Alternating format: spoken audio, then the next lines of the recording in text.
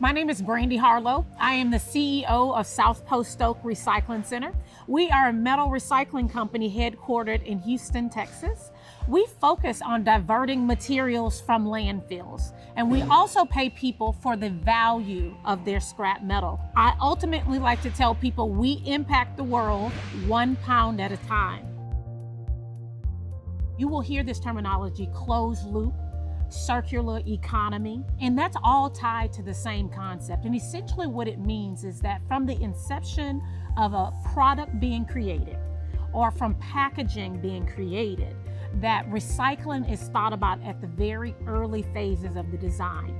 So let me give you an example. Think about an aluminum can. So from the inception of design, the can was made out of a recyclable material that was then used for the packaging of soda or juice or water. It went to a consumer, we drank it, we used it, and instead of it going into a trash, which would then go into a landfill, which is done, at this time, it actually continues to be recycled and goes back through the loop to be melted down and made into new material.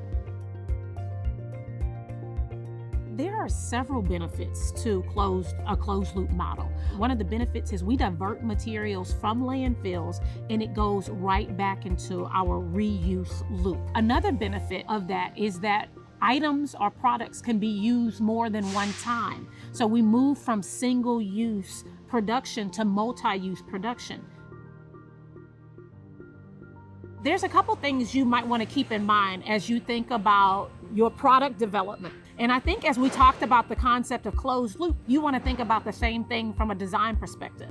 So for you, I would think of a couple of things. So you start with your customer. What do they need and how is it going to help them?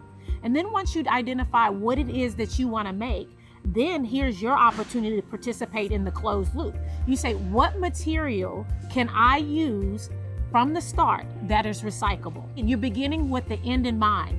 You're saying, I'm gonna develop something that by the time it's finished being used or it's reached the end of its useful life, it can actually be recycled.